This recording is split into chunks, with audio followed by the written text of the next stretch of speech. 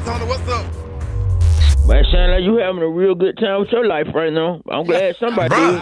hey, that's because I go to work. That's because I go to work. You sound like you having a lot of fun with your life right now. I'm glad somebody. I'm glad you is, because I'm so lame. Working, if you stay in the house, if you stay in the house, you wouldn't have no drama and stay focused and go to bed at 7:30 like I did last night. I went to bed last night. I'm ready to come to work this morning, but I always got to deal with my dumb, stupid relatives. Okay. I went to bed at 7 o'clock. What did Pastor Haynes say you need to say about the whole, when I took you to church, the whole blood is not thicker than water type of situation? Your family is what keep holding you back. So that's what I'm trying to tell them. Y'all holding back my progress from moving up in the world and moving up at work. Because I can't come to work because my family keep doing dumb. Man, I almost cuss right now. Well, you have to distance yourself and be around people that actually go to work and don't have a problem. Shady, when you the smartest person in your house, you got to... You can't be. Ain't no way. The responsibility for everything fall back on me, Shady, because everybody know I'm the most smartest one in there. But you letting the responsibility fall back on you. You got to distance listen, what yourself. happened though? Let me just tell you what happened. Why I'm ain't there this morning. I'm trying to get there. I'm ready to come to work, but I got to deal with a situation going on right now because my dumb uncle. Yeah. Gonna try to get my great grandma always wanted a fish tank in the house, and I finally got enough money, bought them a fish tank. Yeah. But I ain't had time to get no fish put in it. I told my uncle, he said, "Don't worry about it, Black Tony. I put the fish in there." How about I come home last night? Boy, let me try not to cuss right now. Yeah. I come home last night, shouted my dumb ass uncle done put real fish in the damn fish tank. What, he got a bass in there? Yeah, 2 salmons in there, a bass fish. He got a 13-pound bass fish in the damn fish tank with 2 big-ass salmons and a red snapper and 2 flounders. So he got a whole damn red lobster in the... Man, all these big-ass fishes in there, so they splashing all the water out. They can't even turn around and know. Well, what they got? He got some damn tilapias in there. Wait a minute. Man, I ain't never seen no tilapia. So he got a bass fish in there. The bass fish about 13 pounds. The other fish can't even swim around because he's so damn big. So the bass just sitting there. He can't even turn. No, he can't turn around. So it's in a regular fish tank. He got a 13-pound bass in there with 2 salmons. Oh, man. I'm glad I ain't got no black mollies in there because they get pregnant quick. Man, I'm just talking, man, I got to wait till I don't even know where he got these damn fish from. Tell me he got them off the trap. I was like, who the hell said real fish? He lying. He lying. Hold it. He's half man, half woman. It's Gary. I wanna hip you to the T. It's Gary, baby. Gary has the tea and the color of the day. Gary, good morning. Good morning, Ricky. Good morning, America. Good morning to you. It's Thursday, a beautiful, beautiful, beautiful day in the neighborhood. And here's what's happening in celebrity news. Y'all, Taraji P. Henson, she is speaking out, and some people kind of offended with some of the things she said, but I don't know. But anyway, she's speaking about, y'all, her starring role in that majorly successful movie, Honey Baby Boy. But she said, y'all, that it was a gift, Ricky, and a curse, because after the film's release, she said she was only receiving ghetto roles. Now, Ms. Henson chopped it up with Keke Palmer recently on This Is Keke Palmer podcast, where she revealed, y'all, that every script she read for years, honey, after from the movie, was ghetto baby mama characters. And she said she is classically trained, honey. She said people don't really realize that. She said, but honey, she is definitely classically trained. And she's they just think they couldn't figure her out, she said, and I think they still trying to figure her out and what have you. She said the issue also made her reconsider, y'all, starring as Cookie Lion, honey, in Empire. She said because the character was a stereotypical sassy, loud-mouthed black woman, and that was never her intention. She said it's always to make real people and breathe life into these characters. She said so someone out in the world can see y'all themselves reflected in these characters she portrayed. And that's offensive to say that she was playing ghetto mama roles. What's a ghetto mama? Because ghetto people are people too. So why would she say something like that? I mean, I think it's a stereotype. Yeah, but I mean, she shouldn't say people ghetto and stuff like that. Now, playing a ghetto baby mama made her a major star in Baby Boy. It sure damn did. We wouldn't have known who Taraji P. Henson was, honey, had she not played that role. But she said, honey, she don't like playing those roles, and people need to know she's classically trained. So I guess maybe she went to Juilliard and practiced acting or what have you and stuff. But You know, it just doesn't speak. And I don't know what a ghetto baby mama is, I don't know what really ghetto is, but I do know because somebody in my apartment complex, when I go to my apartment manager's office, she's always patting her head, beating her head like. Her head, her scalp itch. Her scalp itch. Is that what it is? Yeah, her wig or her weave itch. Oh, well, why she don't scratch? Yeah, got that You Easter can't get basket to it. grass You bill. can't get to it because it's a whole hat on top of it. Imagine some make it Easter basket grass on your scalp. You can't get your finger down in there because Can't it's get a your wig. finger down in there. Yeah. Well, use a pen. Well, maybe they ain't had one, so the best They have thing to to do is pat pat. it. You don't know, Because pat your weave, yeah. baby. Yep. Pat your Oh, weave, baby. well, she be patting it, honey. I'm like, girl. Easter basket grass, the ones from Walgreens, itch real bad. Oh my God! Well, anyway, well, congratulations, honey, to Roger. Hopefully, in prep, she gets some other roles besides being a ghetto mama. Ricky, you stupid. With the Easter basket grass. Those are the colorful wigs. Oh, that's what that is. Oh, you wrong for that. All right then, honey. Boy, y'all going to hell on here, y'all. When I see that now, that's what I'm gonna say. What that is. Yeah, you'll see in April. You'll see in April. Y'all can't get it together. Oh my God. Oh, Jesus. Them plastic keys. Wait to Walmart. Walmart gonna happen right in the aisle when March comes. Let's stick your finger in there. You'll see what I'm talking about. Oh, Lord. All right, well, moving on in other celebrity news, y'all. Travis Kelce and Taylor Swift, we all know they're engaged now, but people are speculating, honey, wondering how much he may have paid for that diamond, because they're saying it's a cushion cut diamond. They're saying it's about a couple of carats, about 8 to 12 carats, and some people saying he's only spent like maybe $1 million on it, which is cheap, honey. Yeah, girl, for Taylor Swift and for him, the money that they both have together, $1 million is not a lot of money for an 8 to 12 carat diamond. And then cushion cut at that. How much is supposed to cost to satisfy you? Well, he need to at least spend about $5. Man, It's beautiful. It's a beautiful ring. Yeah, it's a beautiful ring and stuff, but I feel so bad for her, honey. Taylor done got Don't cheated. feel bad for her. She's good. She cool. If she want to upgrade her ring, they can do it later. I can get a ring look just like that from the middle of the mall for $95. Yeah, I guess you can, honey. But my thing is, though, they are saying, y'all, that Travis Kelce, baby, is proving to the world, honey, that once you go black, you will go back. Because, honey, he left, baby, that black girl, and he went back to being Swift, honey. He said, the hell with this girl, honey. Yeah, and he went on back. He left all his blackness. He left all his Yeah, blackness. they are saying on social media, did he fumble? Did he fumble not staying with his ex? I just left a comment on the my mixtapes. I was just leaving a damn comment. I just missed the Travis Kelce that scored touchdowns and be dancing. He don't dance no more. You know what I'm saying? Took all that flavor out of him. I wouldn't dance either. That's I wouldn't swag. dance either. I go get rid of all the Lawry's, all the Cajun seasoning. It wouldn't be no onion powder, no garlic powder, none of it. Them string beans gonna be right out the can and just eat them up, right out the can, as white and flat and as I can be. Yeah. $1.3 billion. Damn it, ain't no macaroni. It'd be the Kraft box cheese and macaroni with the powdered cheese in there. You damn right. Your walk even changed. Damn right. I'll sneak and go to a soul food restaurant every now and then and give me some pork chops or something. But I come home, yes sir. Oh, I feel so And listen sorry to all for the girl. damn music. I mean, No he more, did no her more doing dirty, the Dougie. honey. No more popping fans. None of it. $1.3 billion. I done had enough of popping fans. Okay. and stuff. Them Glory greens gonna be right out the can. Glory's got some flavored enough greens for me. I can survive. You would never. You would never. You would never. No more Easter basket grass.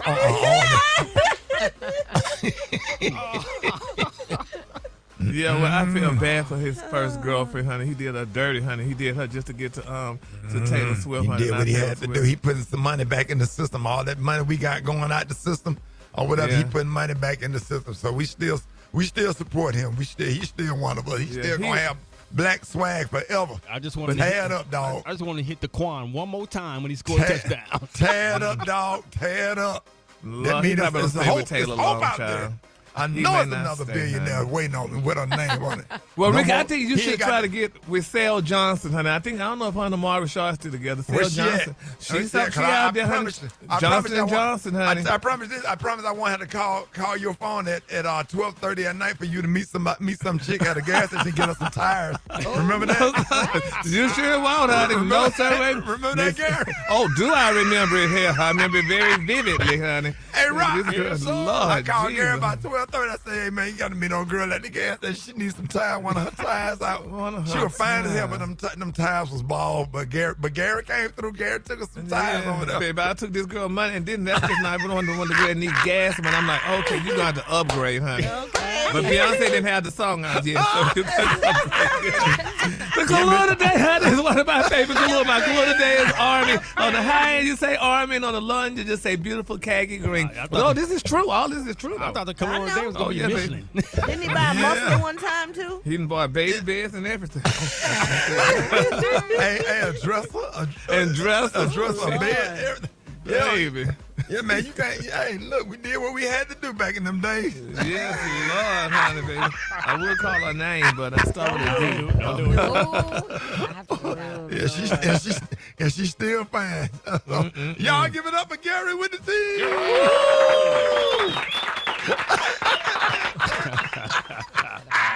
Lord have mercy. My Gary, Lord. Gary said, "What, Rick? I'm tired. I gotta be at work in the morning."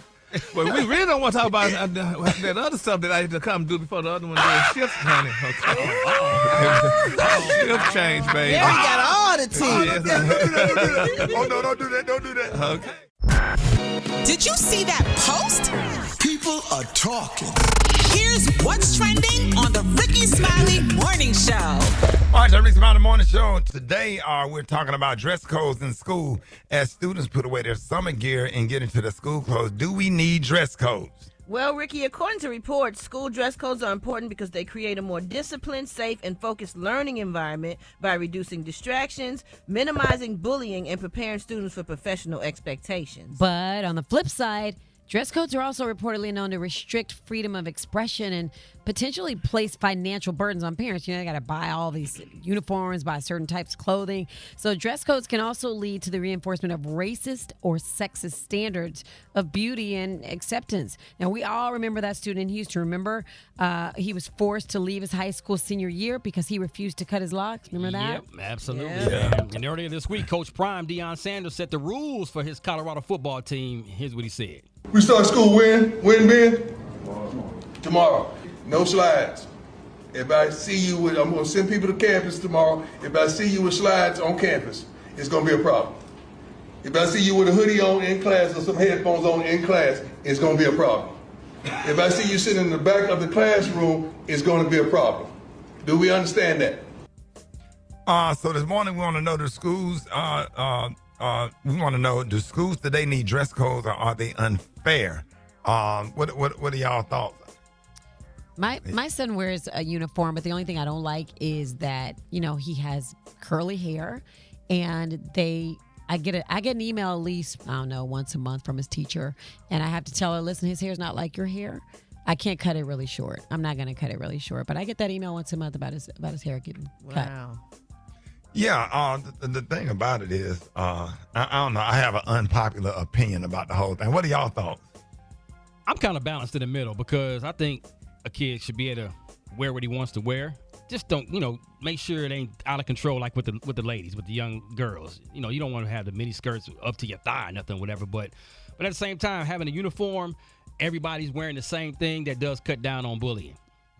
Yeah, especially in this day and time. So I'm like Roxy, I'm almost in the middle, because I like to self-express how I want to dress, what I want to wear. But then on the flip side of it, a uniform is good because some kids, can't afford, the latest clothes or what have you. So if they wear a uniform, everybody could afford that uniform, and we all look alike. Well, nobody want to be teased and say, oh, look what you got on those cheerleader tennis shoes when this other child wearing Nike and all that other stuff. All my kids wore uniforms all through elementary school. But by the time they got to junior high and high school, it was more, more or less not a thing. But I think it was better when they had uniforms. I have to agree with it. My son went to military school, and in military school, you getting haircuts and the uniform. or whatever. And I think it was good for discipline, and it was good for for structure, and it takes away a lot of the stuff with the bullying, because I mean there are other clothes in the guest stores and Express and Macy's or whatever that cost more than the uniforms. You go and get them uniform pants or them uniform pants and shirts off Amazon and everything. It's the same or whatever. I don't know. I'm just pro structure type of person, because sometimes with freedom, with kids or whatever, sometimes it'll go way too far, and then it opens up doors to other stuff or whatever. The hair thing, I think that's a whole nother topic within itself. I'm just talking about from the neck down, whatever. As far as uniforms, I think uniforms is classy, and like the band have uniforms, like the football players have uniforms, and every single player is identified, and you know what team he's on. So I just love the structure, because I don't know. I'm not saying my way is the right way, but I just kind of grew up in structure, and I think it helped me become the person that I am today.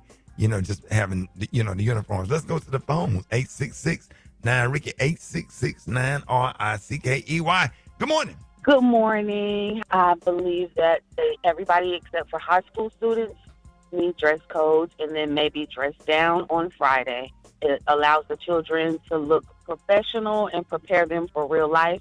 And it allows that gap to be closed where children can't pick on each other about who's wearing what, because everybody got on the same thing.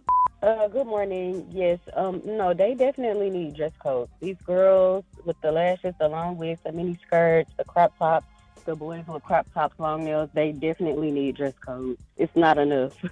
My name DJ, and I'm calling from Tallahassee, Florida. And yes, I think it's fair, because these kids need to go to school just for school, not to dress good, wear these expensive clothes, expensive book bags. Just go to school and learn so you can prosper. Good morning. This is Deanna from Tampa. Oh, yes, definitely yes. They do need dress code. They absolutely do. I enrolled my daughter in high school yesterday, and I was looking around. One girl lifted her shirt up. I seen her whole bra. It was a pretty little pink lace little bra, but I don't want to see it. I don't want to see no belly buttons, midriff. The skirts are way too short. The shorts are way too short. The standards has went down in the school system. And it's looking like the teachers need uniform, because these pictures I've been seeing, these teachers, my kids got a teacher that be they had to stop me from coming up to the school because I was trying to help my kids with their homework. Wow. Really? Come on, man. Hey, man. Keep going up there. I said, now, do she supposed to carry the one? Wow. I bet you were worried. Ooh, I be up at the school. I ain't missed a lunch day. I ain't missed nothing. She has straight A's, Mr. Smiley. Why do you keep coming up here? Yeah, I keep coming up here because I just need to make sure. Do they supposed to color this elephant? What color this elephant supposed to be? But that damn dress so thick, boy, look at here with them damn teachers. Yeah, the teachers gonna have to get some uniforms too. I mean, some of them they so fine. No matter what they put on, they still gonna show that they fine. Some are gonna need them beekeeper suits. Sir. All right, y'all get at me. I'll be taking more of your phone calls. 866-9-RICKY, 866-9-RICKEY. Hit me up, Rickey Smiley Morning Show. All right, so Rickey Smiley Morning Show. Hey, we're talking about dress codes in the schools, and do we need them, or are they too much? So let's go to the phones. 866-9-RICKY, 866-9-RICKEY. Good morning. Good morning. My name is Katora. I'm calling from Annapolis, and I believe they do need dress codes. Good morning. This is Brat Smith from Fort Mitchell, Alabama. I do believe they should have dress codes. That way the kids that always causing trouble and cutting other schools can't come inside their school. Good morning. My name is Jackie. I'm calling from Jacksonville. I do believe that they should have uniforms because some of the kids are going to school in their night clothes. So, yeah, they should have uniforms. Good morning. This is T from Texas. As someone that works in education, here it's a twofold coin where dress code, yes, it helps the staff and security security identify the students that should be on campus in that building. But as we can see, it is not stopping anything from school violence. It's not stopping fights. It's not doing any of those things. So it's really kind of one of those things that, I mean, damned if you do, damned if you don't at this point. Good morning. My name is Songbird Ivy. I am a teacher from St. Louis, Missouri. And I think dress codes should be enforced because I see a lot of things every day. And I wanted to state that I am the one that's saying, where my man at? Y'all played it this morning. So thank you so much. I'm from St. Louis, Missouri. Love you guys. Hey. Yeah. Brat, what are your thoughts on the school uniforms? I think you should definitely wear them. I like the idea of like Fridays maybe being a day where you can just wear what you want to wear. Cause the young girls, you know, some of the clothes, they kind of a little bit promiscuous. So I think that uniforms are good for this. Did you hear that lady, Brat, Alfreda said that kids was wearing pajamas? Oh yeah, it's the to thing. school. Oh yeah, it's they the do thing. that. And the little the slippers onesies and the, Yes. and the flip flops. Yeah, no. What parent let your child walk out the house in pajamas? You The need one, to- the same one that go out in public with them on. They don't see nothing, they don't see nothing wrong with it. Same one that send the little girls in little halter tops and booty shorts. Yeah. Yeah, and then the little boys too with the sagging pants and stuff like that. Man, this I don't you know, nobody's sitting here in the place of judgment, but you know, I just remember being in Miss Avery class, and I remember on Fridays she made all of us wear a shirt and a tie on Fridays or whatever. And then even when we when we was in high school, it was just a group of boys, man, that we always wanted to be like, cause they dressed nice every day. They was in a club. They had club polo and clubs CE. And man, when I tell you they was dressed for success, and I used to watch all them guys, man, they were wearing, you know, back in the day, Brad Richards was selling the little paisley ties or whatever, and they was rocking the little paisley ties, and it seemed like the girls was attracted to that. So it made all of us start dressing better, especially when I was working at Jeans West. I just wanted to dress better. I wanted to dress for success. I wanted to be something. You know what I'm saying? I wasn't the smartest knife in the drawer, but I just wanted to be something. And I think that helps get you on the right path to wanting to be something. You know. So I appreciate everybody phone. Gary, what were you about to say? Oh no, I wasn't about to say nothing. I mean, I was always so dressed for the job you want, not the one you have. So. Yeah, I mean, you were so proud when you was working at Wendy's. You went and had pictures made with your Wendy's I uniform sure did, on. baby. I went in my uniform, honey, and took a picture because I was glad to have that nice little uniform and the little hat. Yeah, and do you stuff, have that so- picture? Can we post that picture of Gary? I want everybody Yeah, to they have it. just give him 3 stars. Go and find the emoji of 3 stars and give it to Gary. Man, we're about to post that on RickySmileyMorningShow.com. Gary and I went put it to on. a studio and took that picture, honey. Yeah, with the Wendy's uniform With on. my Did your Wendy's mother iron it uniform or on. you ironed the shirt? I ironed the shirt and everything and the little pant and all, honey. I was very And that proud. was back when the Wendy's employees wore the hats. Yep, we wore hats, honey. Yeah. And you was back there making it, and tell them how they made the chili. Go to the commercial. We got comedy royalty in the building today. Oh, he's been rocking stages for years and one of the funniest to ever do it. Family, I want y'all to show some love for the one and only Earthquake.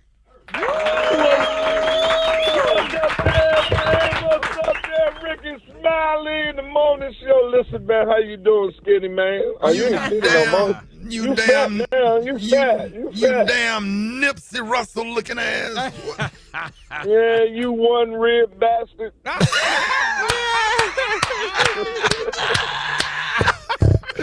Oh man, I'm so excited to have you, man. We absolutely love you, man. And listen, congratulations on your new self-titled sitcom called Earthquake, man. Y'all, big round of applause, man. Big time. Thank you. You know it is. It's a hard time. It's been over 30 years. I'm a 30-year overnight sensation. Fox TV, we're going to be on there for the next season. And on 30th also of this month, of September, my new Netflix special.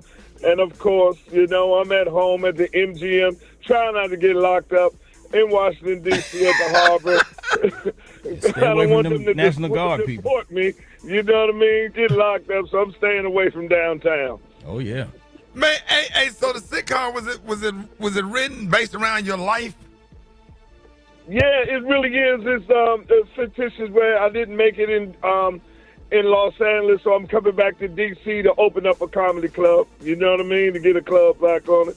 It's called Steel Quake, and putting it down. Always trying to put a level of giving back to comedians and everybody.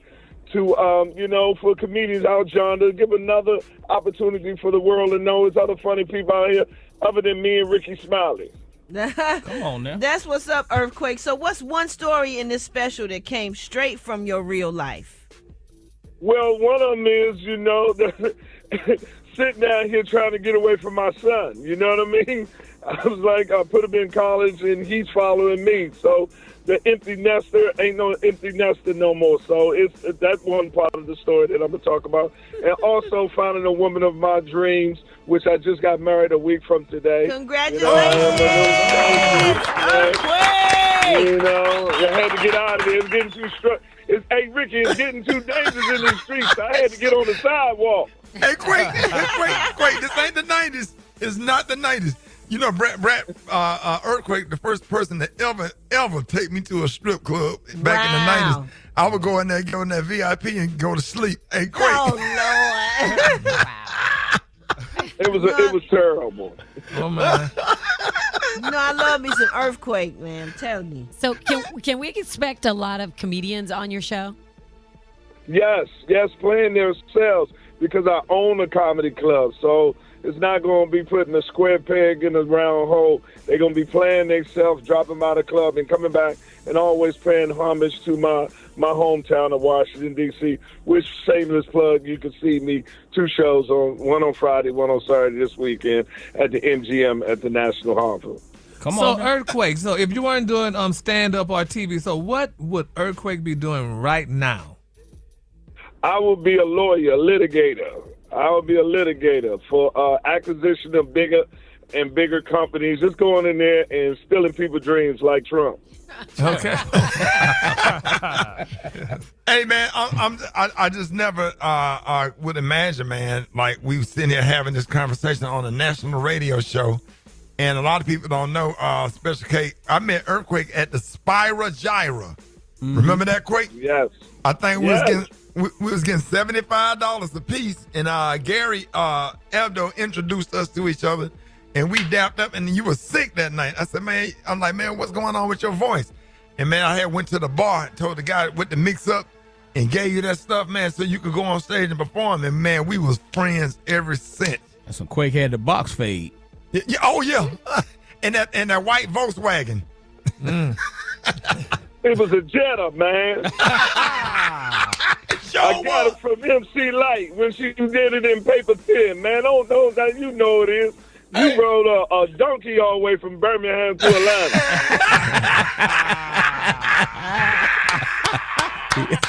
he probably did while you joking. With a Bible and an organ. Okay. Doing God's work. Talking about Jesus had a donkey. Hey, Quake! Hey, we leave that damn coming show headed back to Birmingham because I had to play the organ out of church and come right back there. But listen, one day we're going to get you on, man. We're just going to talk about the 90s, man, how much fun we had. And here you are talking about, Quake, tell us about your Netflix special. My Netflix special, it airs on September the 30th, and it's something I feel is very important. It's called Joke Telling Business, because comedians need to be like you, man. Tell the jokes that we got so many different comedians doing everything else than the job description of being funny. So I think it's time for us to sit back and tell these comedians be funny. They are doing a lot. They're doing motivational speeches, Earthquake. You're a politician, you're a life coach, you're a relationship expert, but where's the funny? So I'm in the joke-telling business. Rickey Smiley in the joke-telling business. You got to have a joke-telling business. All comedians, I think it should be just like a license.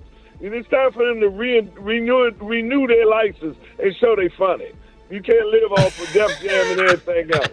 Update your credit. Here's the joke. Man, man, we love you so much, man. Listen, hey, Quake. So listen, before your Netflix special air on the air date or the day before the air date, I would like for you to come back on the show if you would, please. so we can blow this thing up, man. On it, man. Yes, sir. And I want to tell you, yours was funny, man. Please watch Rickey Smiley's special.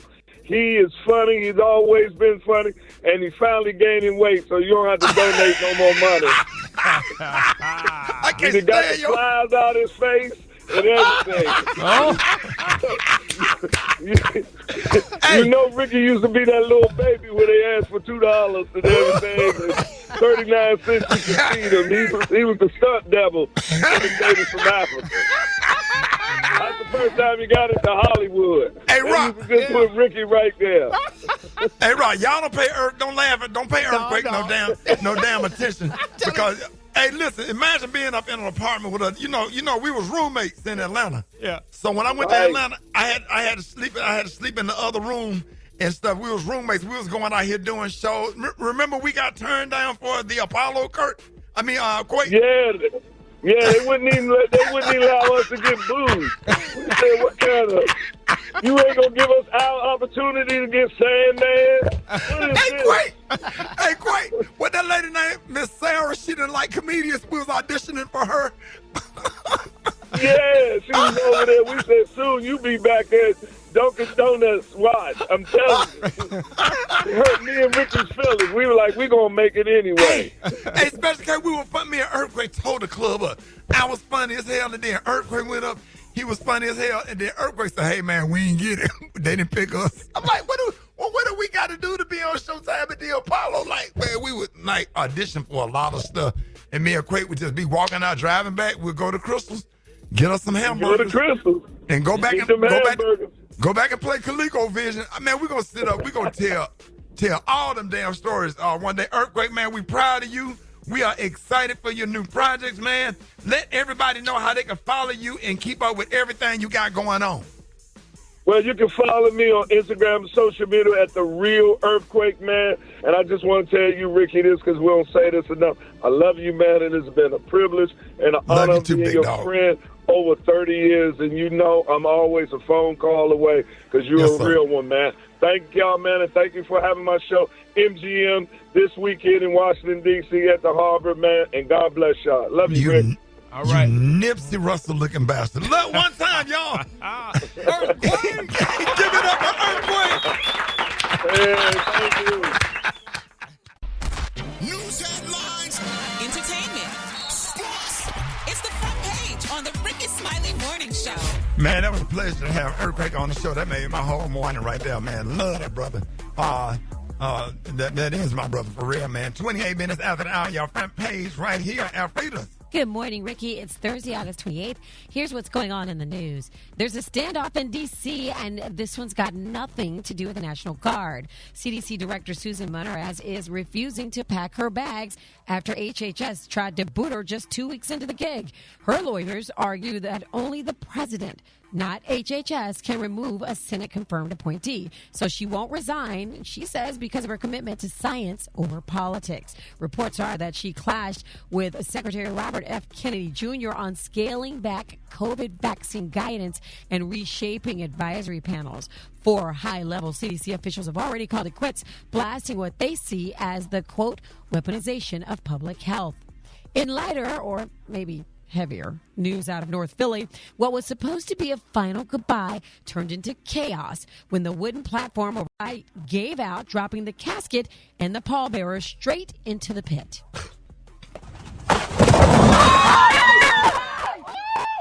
The family says a few guys walked away banged up, but the deceased person's son had it worst. He was stuck under the coffin with his face in the mud until he was pulled out. Relatives are heated. Yes, he's fine. Relatives are heated, calling the setup unsafe and demanding their money back, plus an apology, despite some reports the man was not a participant from My 6 Pound Life. For information on these stories and more, go to RickySmileyMorningShow.com. Now here's a look at sports. Rock T, the sports genius, is in the building. We should never play that sound again. Hey, remember South Carolina women's head basketball coach Dawn Staley when she got interviewed for the New York Knicks job? For the head coaching job. Well, she didn't get the job, but she did ask if she would have accepted it. I interviewed for the Knicks. I did. It was the same interview that everybody else that was in their candidate pool. Same thing. Went in. I mean, it was like hours, but in the interview, I thought I did pretty well. I was well prepared for the interview, right? If the Knicks would have offered me the job, I would have had to do it, okay? Not just for me, it's for women, for just to break open that. Yes, indeed. It's just a matter of time for Dawn to get one of them NBA jobs. Like, she gonna knock that door down. It is what it is. It got pretty heated at the tennis U.S. Open between Taylor Townsend, who's black, and Yelena Ostapenko. After a second-round match, Taylor won the match. Yelena was started pointing her finger in Taylor's face, like, whatever. So Taylor was explaining what was going on with this. Yeah, I mean, it's competition. People get upset when they lose, and you can't. Some people say bad things. She told me I have no class, I have no education, and to see what happens when we get outside the U.S. So I'm looking forward to it. I mean, I beat her in Canada outside the U.S. I beat her in New York outside the U.S. So let's see what else she has to say. There it is. New York is inside the U.S. But it's all to the good. Big up to Taylor Townsend out there doing your thing. Yeah, no, I'm that's all I got, man. Drop it like it's hot. Drop it like it's hot. Drop it like it's hot. It's the BR18. Before we get into the hot spot, Alfredo, what happened again for the people that are just waking up? Oh, well, yeah. A guy in Philly, it was supposed to be a final goodbye, but a wooden platform over a gravesite gave out, and so the casket dropped, and the pallbearer straight, everybody fell into the pit. So, yeah, it was straight chaos. Brat, good morning. Did the body fall out too? No, it just, everybody fell in. Go to the other Rickey Smiley Morning Show.com. You can see the video. Man, go on, Brat. Go on, man. Louisiana rapper Boosie has pled guilty to a gun charge stemming from an arrest back in 2023 in San Diego. During a traffic stop, two guns were found inside of the vehicle that he was in. At the time, police say that they saw a social media video that showed Boosie with a gun in his waistband, and they used a helicopter to track down his vehicle to see where the guns were found. This violates the rule of convicted felons being in possession of firearms, and it's a federal offense. With the charge, he faces up to 15 years in prison, and here's what he had to say about it. I want to put it behind me. I want to get it behind me and get on with my life. It's a lot of things this case has stopped me from doing, traveling all across the world. I'm making. So I just want to get it over with, and, accept my guilty plea. I'm ready to get over it. Anything you want to say to your fans? Just say a prayer for me. I just need prayer. I don't need nothing else. Yeah. Boosie is set to be sentenced on November 21st. All right, y'all, we're going to wrap up the hot spot on that note. For more information on these stories and more, you can go to RickeySmileyMorningShow.com, and you can catch me on all my social media at So Brat. Coming up next, we got the White Stone with the Praise Mixdown. The time now is 27 minutes before the top of the hour. It's the Rickey Smiley Morning Show.